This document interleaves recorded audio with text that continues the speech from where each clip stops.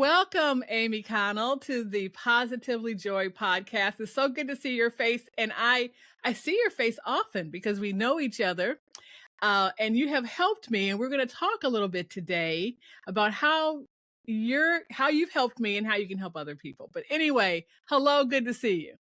It's so fun to see you in this way. Like I said when we got on, it's fun to meet you in your home. Yes, absolutely. So you are a certified personal trainer and a nutrition coach. And this is how I know you. And today we are going to talk about the thing I think that gets pushed under the rug or we don't think about when we are in our grief or we're in the midst of the transition. And that is taking care of ourselves, especially how we eat. And so that's what we're going to talk about today. But tell us what you do for women. Absolutely. Well, thank you for having me, Yvette. It's always good to see you. Like you said, I am a certified personal trainer and nutrition coach through the organization National Academy of Sports Medicine, and I help women move forward with grace and strength. And the way that I do that is various areas. I do one-on-one personal training, but then in a more broad scope, I'm the host of the Graced Health podcast. I've written a couple books, one for women over 40, one for teen girls. I do speaking, and then I'm also the creator of an online course, which we can talk about later or another time. But that is my passion, truly, is helping women who feel like they're doing the best that they can do, and they look around and they just feel like it's never enough. And so what I like to do is just come alongside and say, you know what, you're probably doing better than you think you are. And let's start to very simply and gently parse out ways that maybe we can make some changes to help you feel and function better, not because people are telling you to do it, but because it's going to help your body and your brain and your soul and just all elements of that. I want to say up front that we are going to focus on eating today, and we're going to have you back to talk about move. But I do want to disclose that you have really helped me in the movement category. So it's been over a year. I think it's been close to 2 years. Close to 2 years yeah. where I have had a chance to meet with you virtually. And to be honest, I was having trouble getting up from the floor, just stiffness and everything. And now you've got me working sometimes too hard, but no, I'm kidding. I'm kidding. No, I am feeling better, and it's really good. And going back to how we take care of ourselves during this time that my audience, obviously is focused on, there's lots of stuff happening. There is grief. We're grieving the marriage. Or, okay, let's be honest, maybe we're not grieving the marriage so much, but we're grieving what used to be. And we are not thinking about how to take care of ourselves. We're just trying to get by. And I'll just say I remember that. I remember just trying to hang in there. And I wasn't the kind of person that was so sad that I wouldn't eat. I've never had that experience in a way I wish I could. But just eating all the bad things, lots of junk food, lots of, trips to McDonald's, the whole deal. But the other thing I know is that you're not going to bash us over the head and say, you do this, you do that, because I know that about you. So I just thought it'd be great for you to come on today and talk a little bit about how to take care of ourselves meal-wise, because it will ultimately make us feel better when we are doing that, right?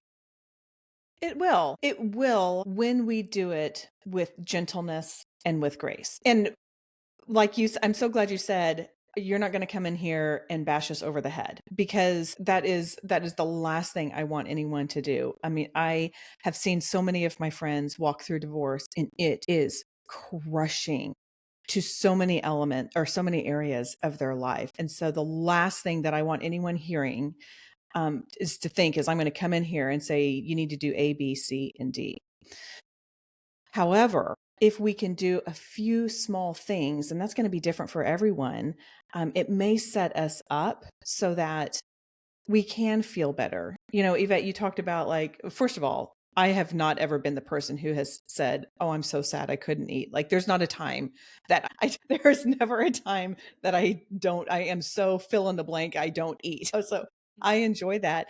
And of course, McDonald's is easy. We don't have to make a lot of decisions. It tastes delicious. And, McDonald's, I'm not going to, I'm a big believer in that there are no good foods and bad foods. So I'm not going to say that's a bad food. Well, I think we can all make the argument that having a lot of McDonald's a lot of the time is probably not what's going to make us feel good, both from a physical standpoint and from a mental standpoint. But Yeah, yeah, and let me just say really quickly, there are good choices to be made everywhere. So right. I'm not bashing McDonald's. Listen, McDonald's legal department, I'm not bashing you because there are good choices to be made everywhere, at every fast food restaurant. But generally, if I'm going to stop by a fast food restaurant, I'm probably, if I'm just left to my own devices, I'm maybe not going to make the healthiest choice. So I think it's a good idea to balance perhaps how many times you go. But when you're Yes. going every day, and I remember me in the thick of things, I was going to fast food places a lot, like more than I know that I should. And knowing that I'm not going to always make the best choices there, it can kind of upset the path that you should be going down when you're trying to eat healthy. Sure. Sure. Yes. That's all understandable. And I think too, again, some of it just goes to the ease of it. We've been battling work all day long. We've been probably having back and forth emails with attorneys or, the spouse that things are dissolving with, and you're just tired. Like you don't want to do anything else. Like the thought of going and cooking dinner is exhausting, and exhaustion is already there. So I completely understand where you're coming from. And let's talk about people who have to cook for not not just themselves, but for their family, for children. And I do know this. I know there are women who make a great effort to cook well for their children, but then when it comes to them, there's no more energy, and they are not taking care of their own bodies. Yeah. Yeah, it's complicated, right? And there's a lot of elements that go into that for sure. As you're talking, Yvette, one thing, I mean, if you're wanting like a real practical application of like maybe something that could make life a little easier, but still kind of be on the more nourishing or nutritious side of the table, is instead of running by a drive-through, run into your grocery store and get a rotisserie chicken. Mm-hmm. Most grocery stores have that, and it's probably going to be enough to feed your family unless you had teenage sons like mine who are both 6'5" and athletes, in which case get two. But the value is so great, and you're getting wonderful protein. And then, what I always say, like we can complicate things so much. And I think in this season of when you're trudging through hard things, we just need to simplify. So how can we simplify things? And what I would encourage people to do is think about when they sit down, it's like, okay, what's my protein? What's my vegetable? And what's my carb with fiber, if you can do that? And so that might be something like getting a rotisserie chicken, getting a veggie tray that's already cut up, and have a handful of grapes on the side. Now, that's not a lot of sustenance, right? Like I totally get that. Like that probably would not be enough like quantity of food unless I totally went to town on the rotisserie. But we can simplify things. Like we don't have to have these huge TikTok meals that we're seeing. We don't all of the Insta recipes and all of that. Like that's great, and go for that at the right time. But if that's not where you are right now, just shove the guilt and the shame away and know that we've got to nourish ourselves with food. Again, this is a word I use a lot, or a phrase I use a lot, that will help you feel and function better. And maybe having your future self in mind. Like, gosh, I know, I mean, now that we're picking on McDonald's, I'll use that. But like I know that if I have McDonald's, it's delicious. I mean, come on, can you beat the fries? I don't think so. And I know that I'll kind of feel sluggish later, and maybe I won't sleep. And now I'm to the age that my stomach will kind of hurt, like I'll feel that later. And so maybe it's having your future self in mind of what can I eat now that I'll feel good later, or will help me sleep later. I am highly protective of my sleep, and I make a lot of choices whether or not it'll help my sleep or not.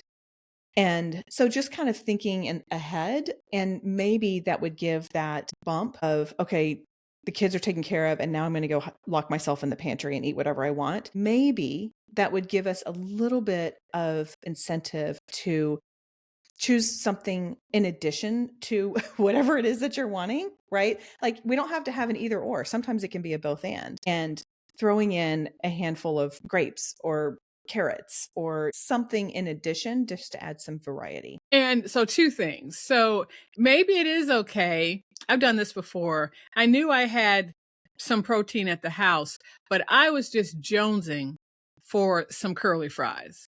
I'm gonna stop saying the names of these fast food restaurants, but they were curly fries. I was just jonesing for them. And so I stopped, I got a small, and then I came home and ate that with the healthier protein that I had. So maybe it's okay to do that occasionally. But one thing I do want to pick up on that you said, make it easy. Let's just think about a protein, a vegetable, and starch with fiber. Okay, there's some of us out there who don't know what that is. Because I might think rice has fiber, and no, it does. I do not believe it has a great deal of fiber. I don't believe it does. I know sweet potatoes have more fiber than white potatoes. And so there's sometimes I don't know like what to go look for. Does that matter? Well, I think that's a really good point. Sometimes we just don't know. The best thing we can do is, if it comes in a package, turn around, and on the package, you'll see the nutrition information, and it'll have fiber on there. While you were talking, I just did a quick search. I said, how much fiber is in brown rice? So I will typically do brown rice, and because the brown rice still has the fiber in it. So if you can, maybe do brown rice, brown rice for like your weekday meals, and then white rice if you have something special that you want to have, like if you're making gumbo or something like that, that white rice works better. But anyway, in a cup of cooked brown rice, now that this is a cup, so it's kind of a lot, but it's 3.5 grams of fiber. As women, we need about 25 grams a day.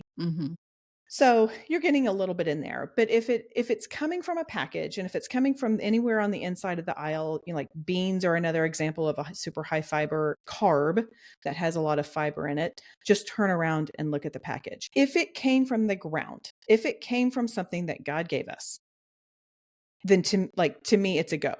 Like, I'm never going to tell you not to have something that you can identify that it is in its original, what's the right word, presentation from the earth, for lack of a better word, for the most part, right? Yeah. That makes perfect sense. So you mentioned stopping by the grocery store and grabbing that rotisserie chicken. So what's your favorite way to turn that around? And like, be more specific. Like, what do you like to pair that with? With the like a rotisserie chicken? Oh boy. So I am a huge fan of roasted broccoli. Okay. And the best tool that I have in my kitchen is a Ninja Foodie, which is like it's a toaster oven. It's like a 9-in-1 toaster oven. You can get it for like, I don't know, $130, which is not inexpensive, but it's not like a super duper expensive one. And it makes it very easy to put things in there to roast it. I live in Houston, Texas. So in the heat of the summer, it doesn't heat up my house. And so I will, I'll take the chicken, and then very quickly you can roast up some vegetables, and then I'll throw, like, for something like that, maybe I'll have an apple and put some peanut butter on the side. If I'm trying to simplify. Now, I do enjoy cooking. I will say that. And so that's not going to be everybody's thing. Like, I have a friend who, when we go on girlfriend's trips, she's like, I'll clean up because she wants nothing to do with cooking. And I'm the one cooking because I enjoy doing that. Yeah. But I think, again, it is what is simple. If I can give you another trick that I have found really helpful, it takes a little bit of thought on the forefront of things. But to me, it's the number one hack that I use to have simple proteins around, to have something handy. Because you're right, Yvette, if we don't know what we're going to do, then of course we're going to go through a drive-through. I mean, something like, I think it's 80% of people don't know what they're going to have for dinner by 4:30 p.m. Every night, because we're just not thinking about it. And by 4:30, we're done. So of course we're going to do whatever is easiest. But what I will do is I will prep up to varying levels, and I can explain this here in a second, different proteins, and then I'll freeze them individually. So for example, I'm a big fan of steelhead trout, which looks like salmon, tastes like salmon, everything like salmon, but it's not. And my husband's allergic to salmon. So it's kind of like our family alternative. But I'll go get a big fillet of steelhead trout. I'll cook a couple pieces for my husband and I for dinner. And then with the rest of the fillet, I'll cut it up. I'll put them in I'll just put them in some sandwich baggies and then put those in a freezer bag. And then I'll pull them out one by one. Mm-hmm. So that's something that you can do. You put them in there raw? Yes. Okay. Uncooked. And so, if we're talking about dinner, then maybe the night before, and I'm going to give you a couple other ideas of proteins, but the night before you open up your freezer and what protein do I want with my dinner tomorrow? Because I kind of feel like if you can get protein taken care of, mm-hmm.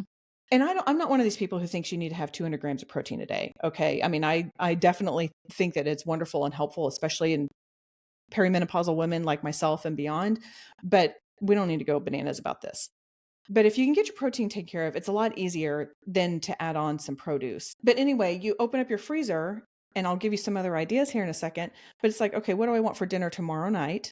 It's one super quick decision, and then put it in the fridge to thaw. So then when dinner comes around tomorrow, when 4:30 comes around tomorrow, you're not deciding what you're going to have. A couple other ideas of what I'll do is I will get either chicken breasts or chicken thighs, and I'll season them just with the basic salt and pepper. There's a Greek seasoning that I found at Costco that I really like. Just again, simple. Yeah. And I'll season it, and then I'll wrap them individually, because when I season them, they're refrigerated, not frozen. And then I'll wrap them up, put them in the freezer. So then I can just pull it out and I'll just cook it on the skillet. I have rediscovered that.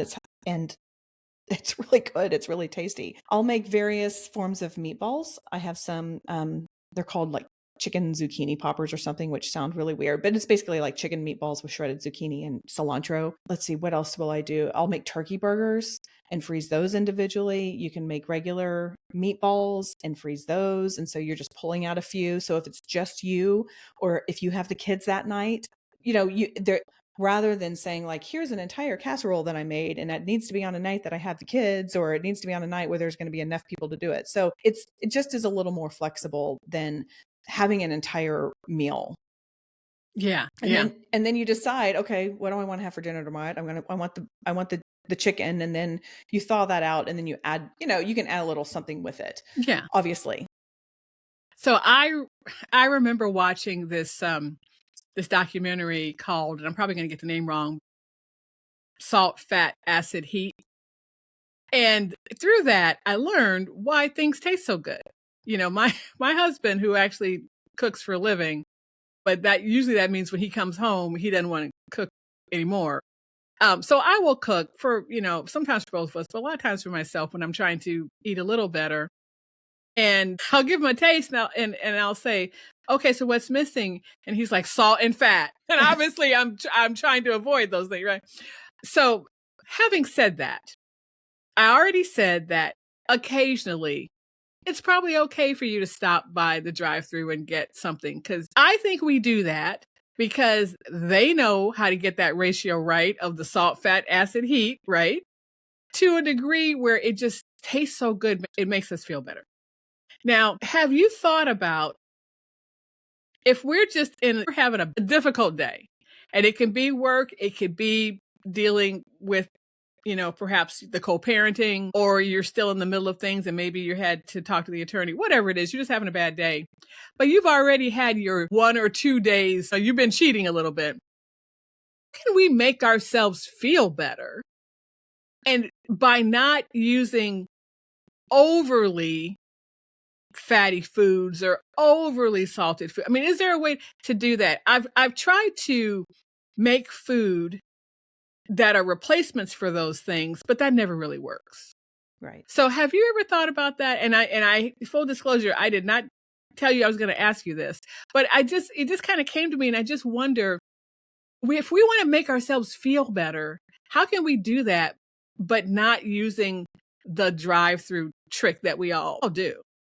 Absolutely. Well, it's interesting that you bring that up, because one of the things that I kind of put a stake in the sand for a year ago was that my community, my podcast, Graced Health, was an intuitive eating focused podcast. And one of those principles, they have 9 principles of intuitive eating. And one of them is honor your feelings without food, or cope with your emotions with kindness. Because I think it's very common for us. And there's a lot of psychology that I'm not qualified enough to talk about of why we go to food when we are, sad, frustrated, angry, happy, celebratory. And there's a lot of different, so that absolutely exists. But what I would encourage someone to do is maybe explore something else first, and then and if that doesn't work, then if you have a comfort food, and I'll speak to that here in just a second. But, I think some ideas, and every day is going to be different because the depths of how hard each day are going to be different, and you know what you need. But maybe you just stop and you breathe, like do some belly breathing. When you breathe through, and when I say belly breathing, I mean like when you're inhaling, your stomach goes out like a balloon is coming out. That's also called diaphragmatic breathing. I'm not going to say that fast because I can't, but that will calm your nervous system, which will help you to make choices that will help you feel better a little bit later. Breathe it out. Maybe walk it out. Can you go for a 10-minute walk? Just go down a couple blocks and turn around and come back.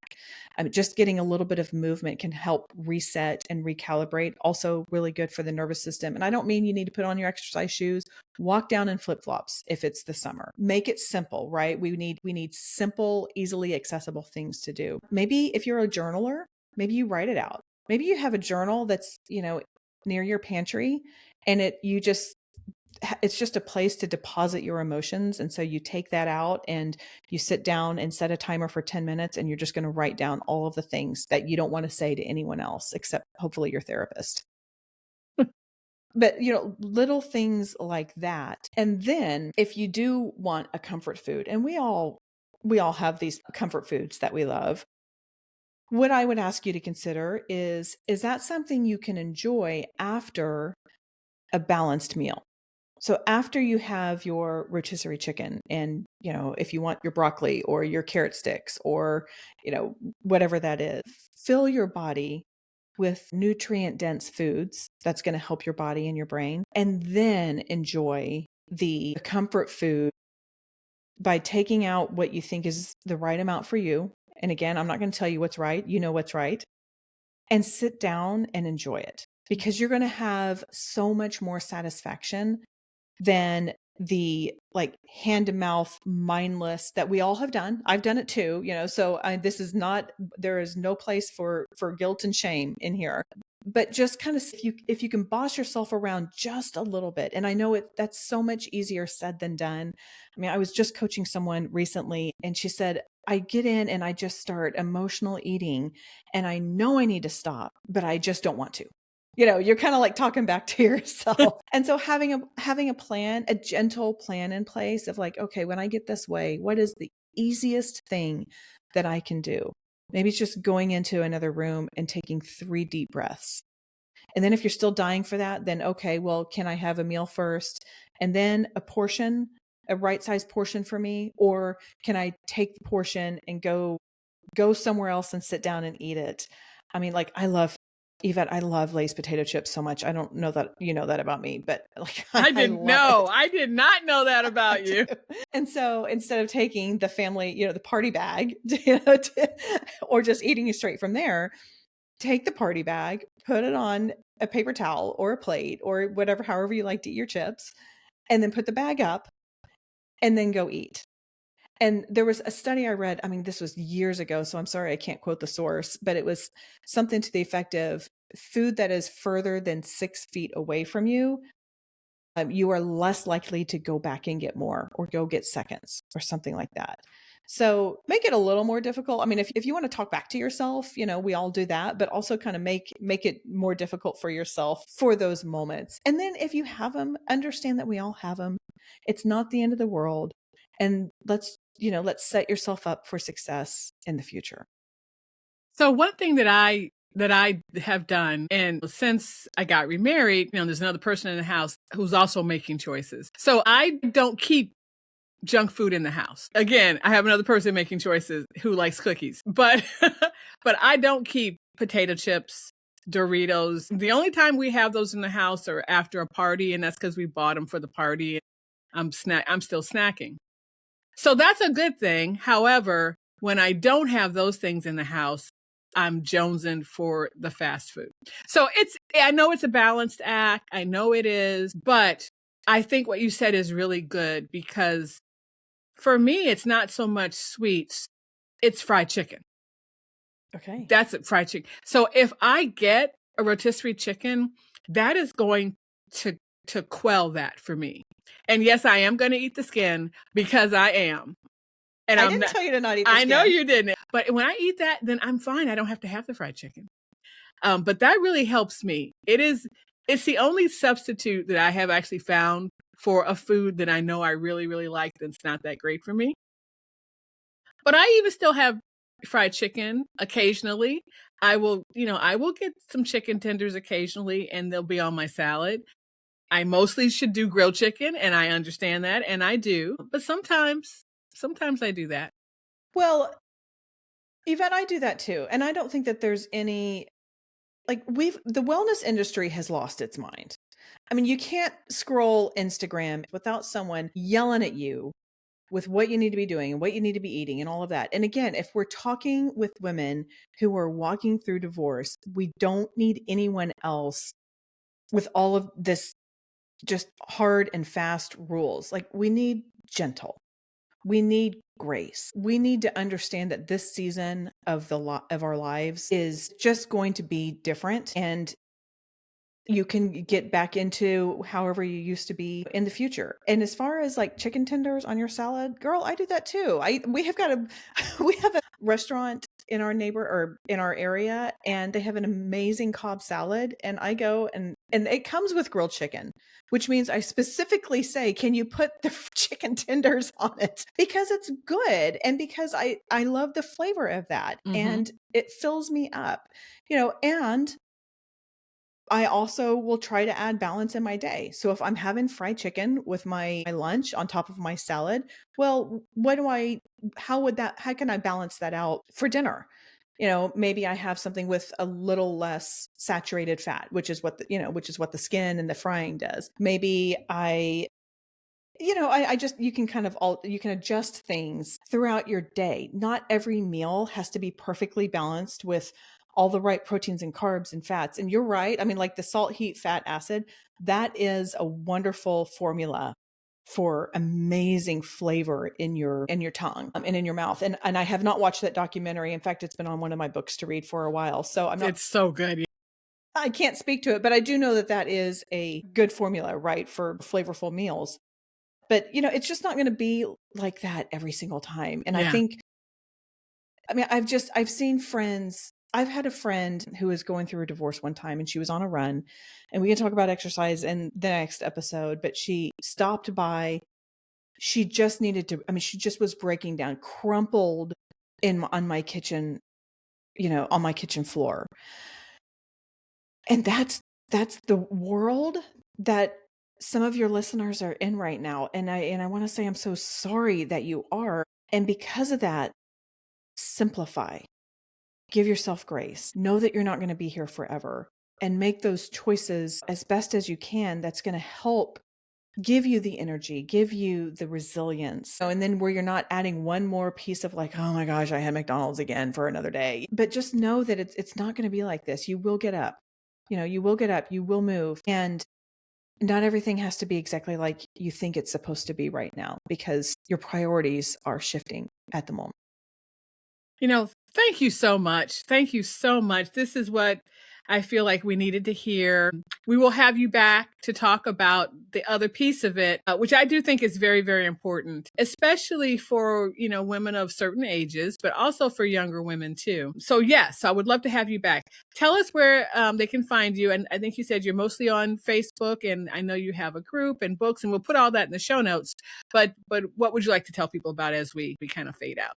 Yeah. Well, thank you for having me on and for trusting me with your community. I really do appreciate that, Yvette. I will tell you that I have not been posting regularly on social media for a year and a half. It's a terrible idea as a small business owner, but it was just a boundary that I needed to have. Hmm. So I would invite anyone who is thinking, oh, I could use some more grace. I could use a little bit more gentleness in my wellness world. What I would love to do is invite you all to join me with my every other week newsletter that I have. And they can get that at gracedhealth.com/nourishing dash notes.